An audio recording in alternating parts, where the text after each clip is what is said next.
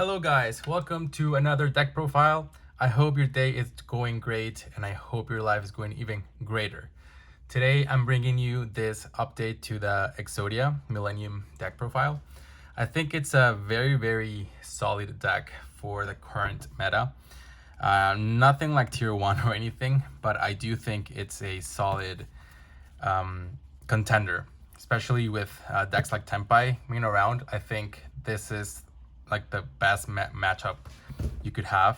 I don't really struggle much when playing this deck against Tempai, and it has a decent matchup against everything. And it's pretty straightforward. It's pretty simple to play. It's very good at what it does. Just summon this guy and hit for a large amount of life points. So yeah, I think it's very simple and very easy to play, and as well like a solid choice for you to play. So of course you need to play the 5 parts of Exodia, because that's the requirement for you to summon the unstoppable Exodia incarnate. You just need to reveal them from your hand, face up field, or deck, and you just cheat out the guy. So it's pretty good. And then the 3 Heart of the Blue Eyes, I think it's a card that gave that consistency that the deck was kind of lacking. You just discard it to get access to the Ankh. And yeah, like Ankh is pretty much the heart of the deck. Like it's your summoning tool for the unstoppable Exodia, and it also protects you from paying life points for your Millennium monsters. And additionally, the second effect from that summons from graveyard to pop a monster, an opponent's monster, when I think it's level 8 or higher. Yeah, whenever it's level 8 or higher, or 3000 or more attack. It's really good because it's an additional interruption, and a lot of people forget it, myself included sometimes. But yeah, it's really good. Then the 3 Sanginjin. Additional searcher searches your Millennium monsters by paying 2000 points, or by revealing the Ankh from your hand. And it's a decent attacker as well. It's sometimes easy to just like leave this an attack over something, and then just like go for direct attack with the incarnate.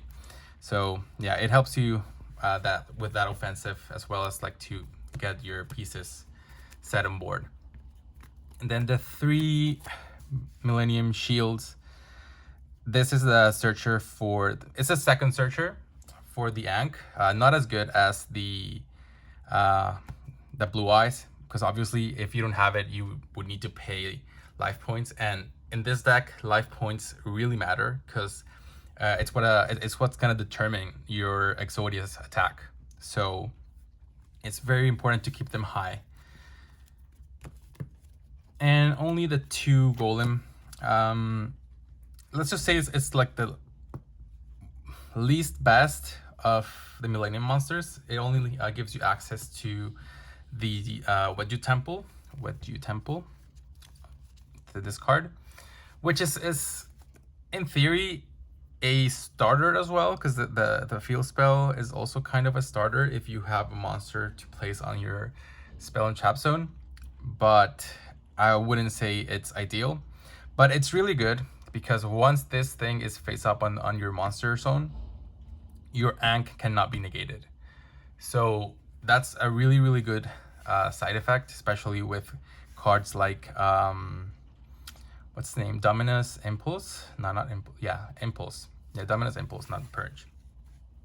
So once this is face up, they can't solemn it, they can't impulse it, they can't do anything to negate it, because this card protects it. So that's like the additional good utility for that card. Then for hand traps, the Dimension Shifter, because you know Shifter is a card that can be played in the deck, and it's one of the main reasons that the deck can be so successful, being decks that depend a lot on the graveyard. So if we can play it, we should abuse it. And then the 3 Spooky Dogwood. As I mentioned earlier, having life points is very, very important. The higher they are, the more attack your Exodia will have, so the easier it will be to OTK your opponent. And the 3 Lava Golem, because we don't really normal summon at all in this deck, and it's a fantastic board breaker. Gets rid of your opponent's negates or whatever threat they might have. And additionally, like let's say like game 2 or 3, they might be like putting their monsters in defense, so you might need something to run over. Like this is your guy, just summon it in attack and just run over it to deal some damage. So that's it for the monsters. For the spells, of course, the 3 Ankh. It's your, say, branded fusion for the Exodia Incarnate. You just have to reveal the 5 pieces. That's it. You're good. And the good thing is like it shuffles back to the deck, so you can just keep searching it and just like keep going with your win condition, because the deck does struggle a lot when you cannot access the Exodia Incarnate. Then the 3 Wedgie Temple. As I said earlier, it's a good starter.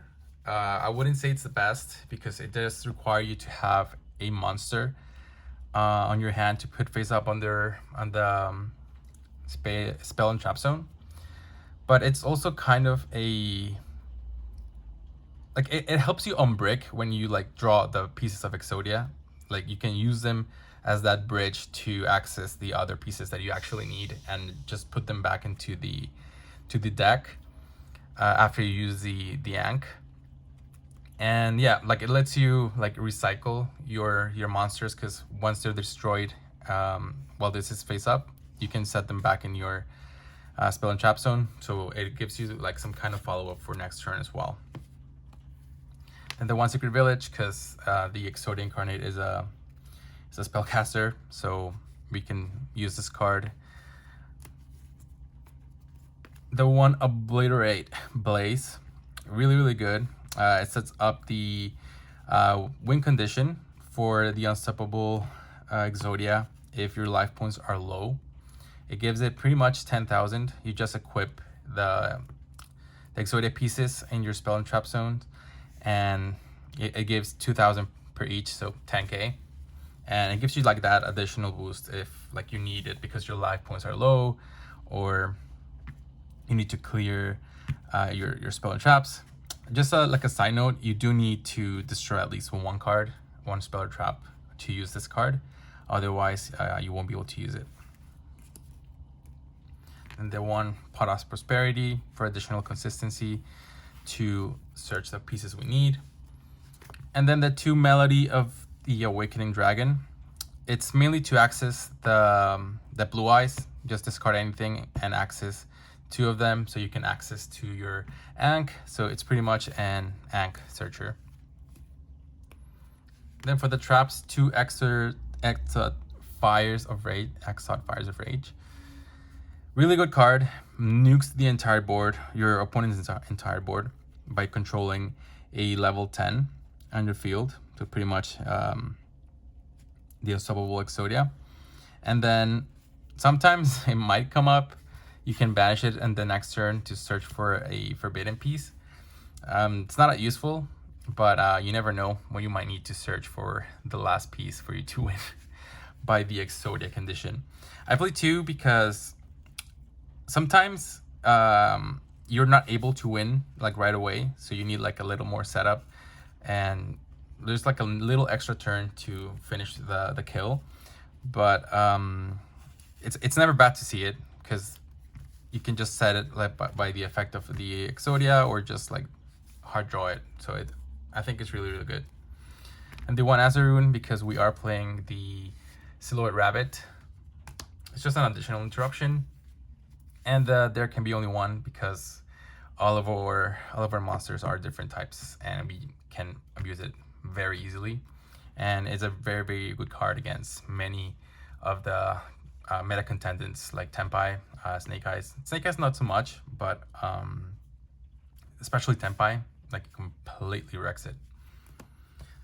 So that's it for the main deck. It's 40 cards. For the extra deck, of course, the 3 Unstoppable Exodia, because this is your win condition. You want to always see it. Like, if they, for some reason, get rid of it, you don't want to be struggling, just like summon it. It's not once per turn, so if you have multiple on board, then you're just going to have like 3 huge bodies on board. I think the negate is, though. Let me see.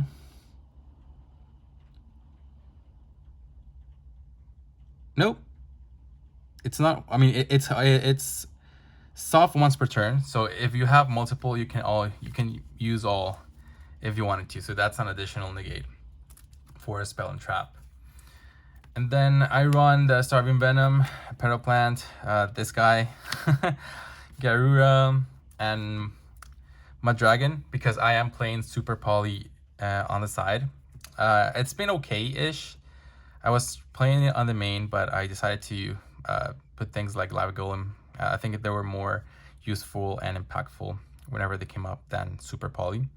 But it's still there, because like we don't really use the extra deck. The only card you need is this. Everything else is just utility and Pot of Prosperity material. The 1 rabbit for the trap, SP Little Knight, Unicorn, Ausa, because our Millennium pieces are Earth, so if we ever need to like link something off, there's that. 1 donor for additional destruction, 1 IP, and the Wangluster Soldier, because all of our monsters are super high level and you never know, like this might come up. Doesn't really come up because you pretty much winning games with the Exodia, and any of this, like, it's not really that useful because with the Ankh you are gonna have to shuffle everything back, so you're not gonna keep anything on board. So yeah, guys, this is the Exodia Millennium deck I've been playing. It's really fun. It's really good. If you haven't played it, I encourage you to do it.